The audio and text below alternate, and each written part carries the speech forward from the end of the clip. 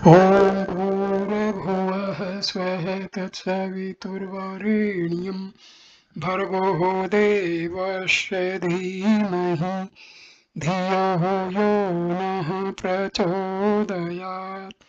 ॐ शांति शांति शांति।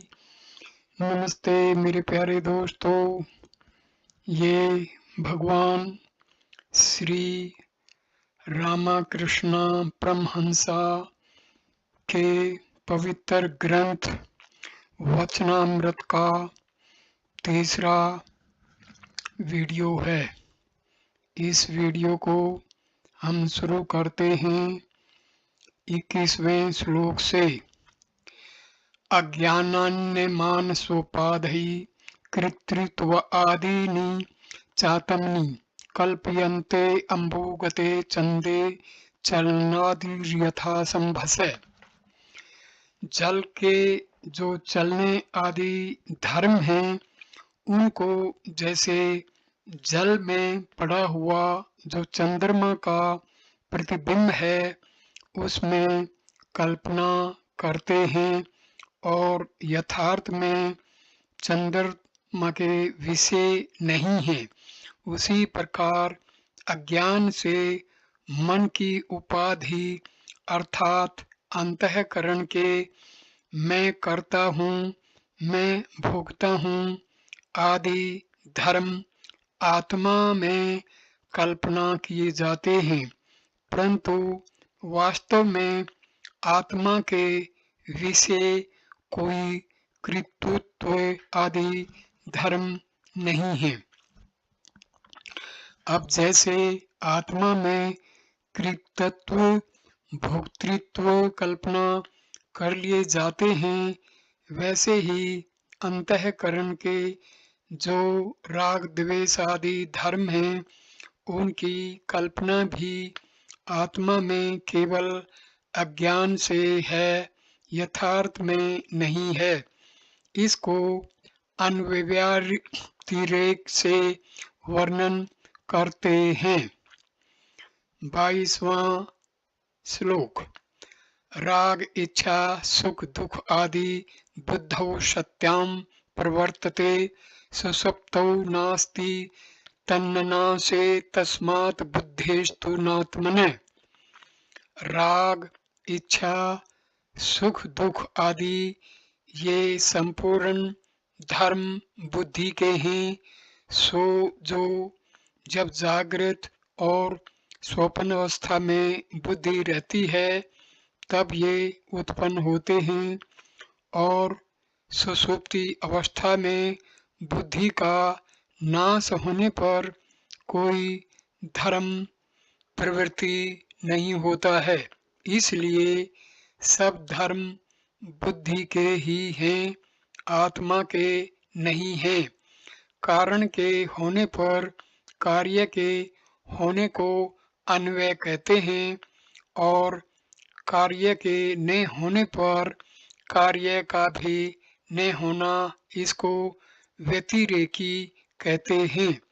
यहाँ जागृत और स्वप्नावस्था में जब कारण रूप बुद्धि रहती है तब कार्य रूप राग द्वेष आदि भी होते हैं, और सुषुप्ति अवस्था में कारण रूप बुद्धि रहती नहीं है, क्योंकि अज्ञान में लय हो जाती है। इसलिए कार्य रूप राग द्वेष आदि नहीं होते हैं। यही व्यतिरेकता है। अतएव आत्मा निर्विकार सच्चिदानंद स्वरूप है। अब आत्मा से स्वभाव का वर्णन करते हैं। 23वां श्लोक। प्रकाशोर्कस्य तो यस्य शैत्यं ने यथेतोष्णत स्वभावत सच्चिदानंद नित्य निर्मल आत्मनः। जैसे सूर्य का स्वभाव प्रकाश है, जल का स्वभाव शीत है, अग्नि का स्वभाव उष्ण है, वैसे ही आत्मा का स्वभाव सच्चिदानंद और नित्य निर्मल है।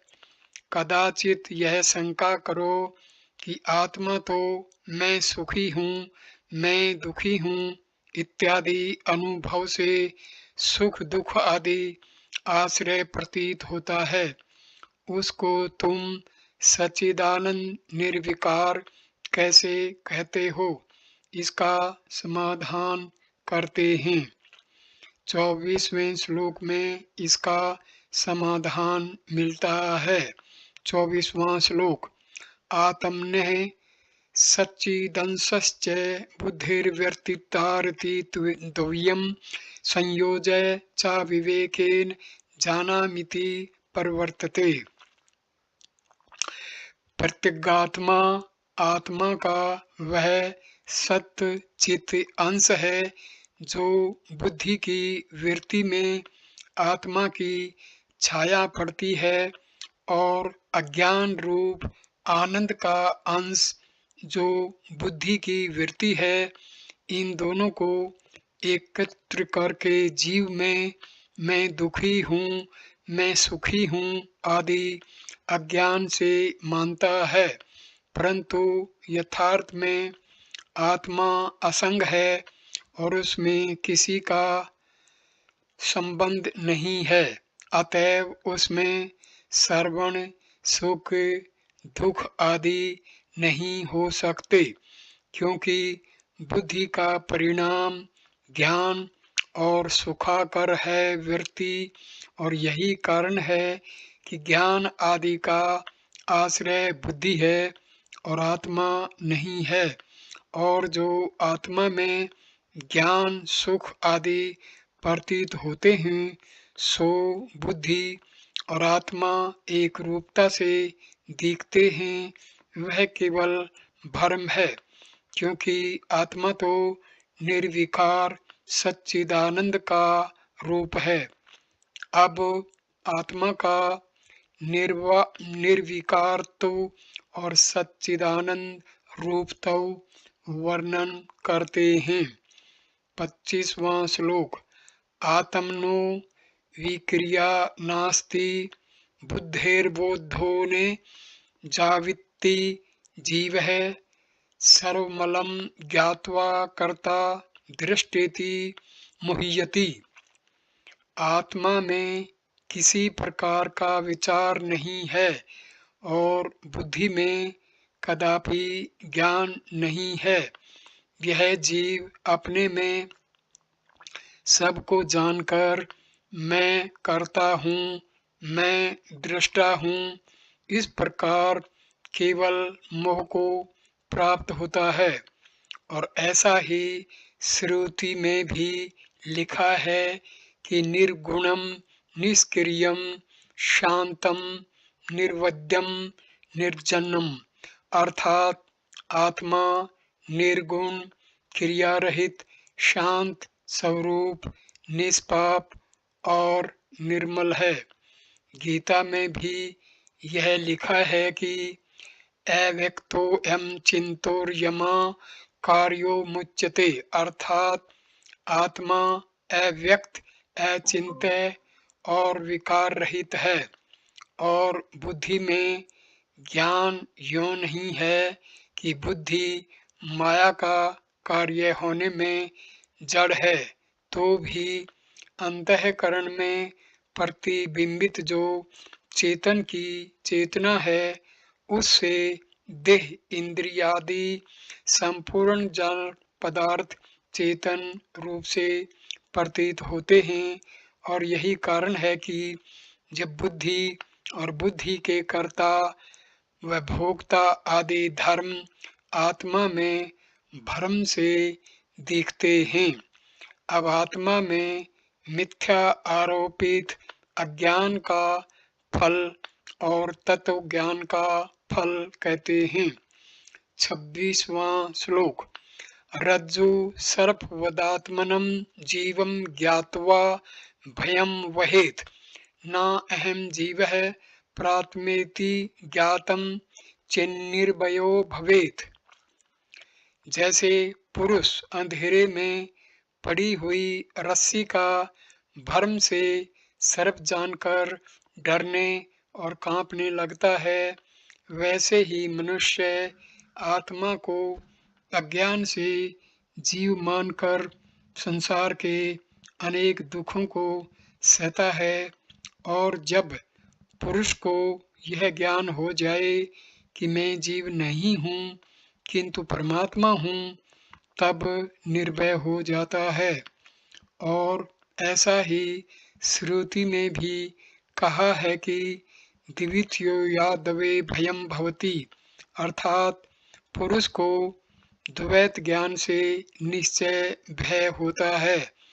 और उदर मंत्रम कुरुते अथ तस्य भयम भवति, अर्थात अपने और आत्मा में जो भेद मानता है उसको जन्म मरण आदि भय होते हैं। और भी कहा है कि न चेद वेदिन महति विनष्टि, अर्थात जिसको आत्म स्वरूप का ज्ञान नहीं हुआ उसकी बहुत हानि हुई।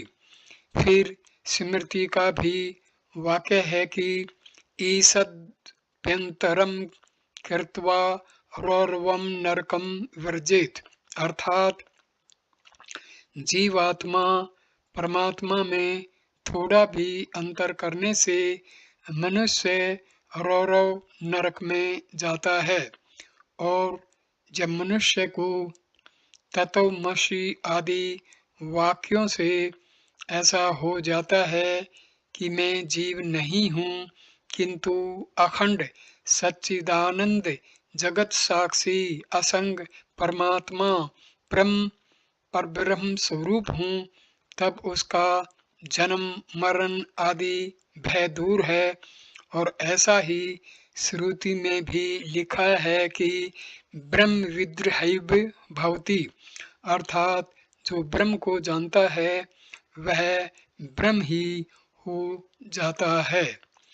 जो कदाचित यह कहो कि आत्मा तो मन और बुद्धि के निकट ही है, फिर बुद्धि आदि को आत्मा प्रत्यक्ष क्यों नहीं होता है। तहाँ कहते हैं कि 27वां श्लोक, आत्मा अवभाष्यते को बुद्ध्यादि नीन्द्रियाणि च दीपो घटाद्युत सौ आत्मता जड़ैस्तन विभाष्यते, संपूर्ण इंद्रियों को और बुद्धि आदि को केवल एक आत्मा ही इस प्रकार प्रकाशित करता है कि जैसे दीपक घटादि वस्तुओं को और मन बुद्धि आदि जो जड़ पदार्थ हैं उनसे आत्मा प्रकाशित नहीं होता है, कि जैसे घटादि मलिन पदार्थ दीपक को प्रकाशित नहीं कर सकते। अतएव यह बात सिद्ध हुई कि आत्मा तो मन बुद्धि आदि का साक्षी है और उनको जानता है, और मन बुद्धि आदि जड़ पदार्थ आत्मा के स्वरूप को नहीं जानते।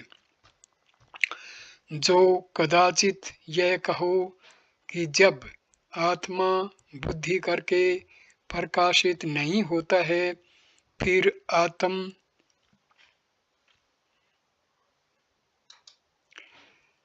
स्वरूप का किस प्रकार ज्ञान हो सकता है, तहाँ समाधान करते हैं।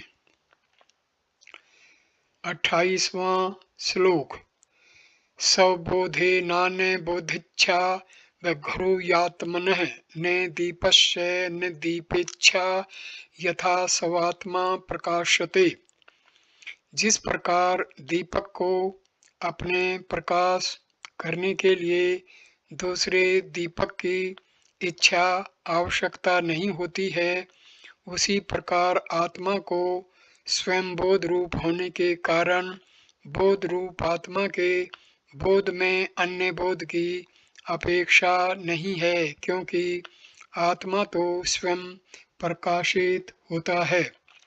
जो कदाचित यह शंका करो कि आत्मा तो आप ही साक्षात्कार है, अतएव पुरुष बिना ही यत्न किए मुक्त हो जाएंगे और श्रवण मनन आदि जो युक्ति के उपाय हैं वे सर्व निष्फल हो जाएंगे। तहाँ शंका समाधान करते हैं। इसका समाधान हमें 29वें श्लोक में मिलता है। निषिद्धे निखिलोपाधिनीति नीति वाक्यतः विद्यादेवयं महवाक्य जीवर आत्मा परमात्मनो। नेति नेति इस वाक्य से सब उपाधियों का निषेध करके तत्वमसि आदि महावाक्यों से जीव और परमात्मा की एकता को जाने, अर्थात स एष आदेशो नेति नेति यति निसनम। इस व्यास जी के कथित सूत्र के अनुसार यह उपदेश है कि नेति नेति अर्थात यह आत्मा नहीं है, नहीं है। इस प्रकार श्रुतियों के वचनों से आत्मा से जो भिन्न है उसका त्याग करे, अर्थात जड़ और अनित्य समझे। और इस प्रकार जब स्थूल सूक्ष्म और कार्य कारण रूप नाम रूपात्मक जगत को अनित्य जान ले, तिसके पीछे तत्वमसि अयम आत्मा ब्रह्म प्रज्ञानम ब्रह्म अहम ब्रह्मास्मि अर्थात वह ब्रह्म तू है, यह जीवात्मा ब्रह्म है, प्रज्ञान ब्रह्म है, मैं ब्रह्मा हूँ। इन महावाक्यों करके जीवात्मा और परमात्मा इन दोनों की एकता को जाने और उस जानने को मुक्ति का कारण कहते हैं। और महावाक्यों से एकता का ज्ञान किस प्रकार होता है, उन 3 संबंधों को कहते हैं कि संबंध 3 प्रकार के हैं। समानाधिकरण्य, विशेषण विशेष्य भाव और लक्ष्य लक्षण भाव। इन तीनों में समानाधिकरण संबंध 2 प्रकार का है, एक मुख्य समानाधिकरण्य और दूसरा वाद सामान्य अधिकरण्य।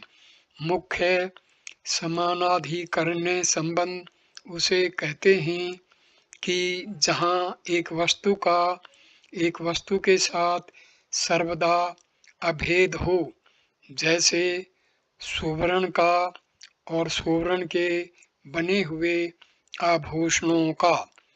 और बाद सामानाधिकरण्य संबंध वह है कि जहाँ एक वस्तु को एक वस्तु के साथ बांध करके संबंध हो जाए, जैसे सुवर्ण के डेले का जब कोई कुंडल आदि आभूषण बन गया, तब भी कुंडल आदि भूषण के नाम और रूप को बांध करके पूर्वोक्त सामान्य सुवर्ण के साथ उसका अभेद है। अथवा वहाँ होता है कि जहाँ 2 पदों का परस्पर भेद हो किंतु अर्थ एक ही हो, जैसे घट और कुंभ शब्द तो अलग अलग हैं परंतु अर्थ दोनों का एक ही है। अथवा जैसे सोयम देवदत्त है, अर्थात यह वह देवदत्त है जिसको वाराणसी में देखा था। इस वाक्य में सह एवं देवदत्त ये 3 पद हैं। उनमें से स पद परोक्ष देश और काल का बोध कराता है। अयम पद परोक्ष देश काल विवृत्ति का बोध करता है। और इस तरह इन दोनों पदों का भिन्न भिन्न अर्थ है, किंतु दोनों पदों का संबंध एक देवदत्त में हो है, इसलिए बाद समानाधिकरण संबंध हुआ। और ऐसे ही तत्वमसि आदि महावाक्यों में तद पद का वाच्य अर्थ प्रोक्ष आदि विशेषण विशिष्ट चेतन होता है और त्वम पद का वाच्य अर्थ अप्रोक्ष आदि विशेषण सहित चेतन है और विशेषणों को त्याग कर इन दोनों पदों का असी है। इस पद में समानाधिकरण्य है। और दूसरा विशेषण विशेषय भाव संबंध यह है कि जैसे सोयम देवदत्त है, अर्थात यह वही देवदत्त है।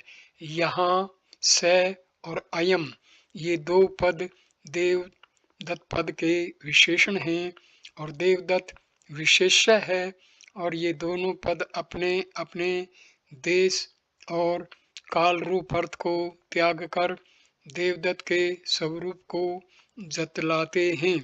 और इसी प्रकार तत्वमसि आदि महावाक्यों में भी तत्पद का अर्थ तो अप्रोक्ष आदि विशेषण सहित है और त्वम पद का अर्थ अप्रोक्षादि विशेषण सहित चेतन है और इन दोनों विशेषणों को त्याग कर दोनों पदों का असी है। इस पद में समानाधिकरण्य होता है, इसलिए यहाँ विशेषण विशेषय भाव संबंध है। और तीसरा लक्ष्य लक्षण भाव संबंध है, जैसे सोयम देवदत्त है, यहाँ स अयम इन दोनों पदों से देश काल आदि विशेषणों को छोड़कर देवदत्त मात्र ही लक्षित होता है। और ऐसे ही तत्वमसि आदि महावाक्यों में भी तत्पद का अर्थ अद्वितीय अप्रोक्ष व्यापक चेतन है और त्वम पद का अर्थ सद्वितीय अप्रोक्ष परिच्छिन्न चेतन है। इन विरुद्ध धर्मों को छोड़कर एक चेतन जो विरुद्ध धर्म रहित लक्ष्य अर्थ है सो लक्षित होता है। और इन पूर्वोक्त तीनों संबंधों के द्वारा लक्षण से जीव और ब्रह्म की एकता सिद्ध होती है। इसलिए अब लक्षण का वर्णन करते हैं कि लक्षणा तीन प्रकार की हैं। जहलक्षणा, अजह लक्षणा, जहदज हलक्षणा। जह लक्षणा किसे कहते हैं? तहाँ कहते हैं कि जैसे गंगायाम घोष है, गंगा में अहीर रहता है। यहाँ जल प्रवाह रूप गंगा का जो वाच्य कहिए मुख्य अर्थ है उसमें अहीर का रहना है असंभव है, क्योंकि गंगा के बीच में पानी पर अहीर रह नहीं सकता। इसलिए यहाँ प्रवाह रूप जो वाच्य अर्थ है उसको छोड़कर गंगा पद की तट में लक्षणा कर ली है, अर्थात गंगा जी के तट पर अहीर रहता है ऐसा मानो तो यहाँ गंगा पद का संपूर्ण वाच्य अर्थ छूट गया, इसलिए इसको जह लक्षणा कहते हैं। और तत्वमसि आदि महावाक्यों में तत्त्वम दोनों का चेतन रूप एक अर्थ है, सो अर्थ का त्याग न होने से जह लक्षणाम हो नहीं सकती। अब अजह लक्षणा का वर्णन करते हैं कि जैसे अरुणो धावती, अर्थात अरुण लाल रंग दौड़ता है। यहाँ लाल रंग में दौड़ना संभव है, इसलिए अरुण लाल पद की लक्षणा लाल घोड़े में है। यहाँ अरुण पद की अपने लाल अर्थ को न त्याग कर घोड़े रूप दूसरे पदार्थ में लक्षणा हुई है, इसलिए यह अजह लक्षणा हुई। यह लक्षण भी तत्वमसि आदि महावाक्यों में नहीं हो सकती, क्योंकि उनमें संपूर्ण वाच्य अर्थ का ग्रहण नहीं है। अब जह लक्षणा को कहते हैं कि जहाँ किंचित अर्थ का त्याग और किंचित अर्थ कह ग्रहण हो वह जह दज लक्षणा होती है। और यही लक्षणा तत्वमसि आदि महावाक्यों में इस प्रकार घटती है जैसे सोयम देवदत्त है, यह वही देवदत्त है। इस वाक्य में देश काल और पुष्ट कृष आदि विशेषणों का त्याग है और पिंड मात्र देवदत्त का ग्रहण होता है, इसलिए जह दज लक्षणा होती है। और ऐसे ही तत्वमसि आदि महावाक्यों में भी समष्टि सब मिला हुआ है। व्यष्टि जुदा, स्थूल, सूक्ष्म आदि विरुद्ध अंश को त्याग देने से व्यापक अखंड चैतन्य मात्र का बोध होता है। और इसी लक्षण को भाव त्याग लक्षणा भी कहते हैं। कदाचित यह कहो कि चेतन तो असंग है, इसलिए उपाधियों को त्यागन करने में भी कोई हानि नहीं है। तहाँ कहते हैं 30वां श्लोक, आविदिकम शरीरादि दृश्यम बुद्धदव अक्षरम एतद्विलक्षणम विन्द्यादहम ब्रह्मेति निर्मलम। अज्ञान से कल्पित जो शरीर आदि जड़ पदार्थ दिखते हैं उनको पानी के बुलबुले के समान नाशवान समझना चाहिए और इनसे विलक्षण अर्थात सच्चिदानंद स्वरूप और निर्मल कहिए। उपाधि रूप मलों से रहित जो ब्रह्म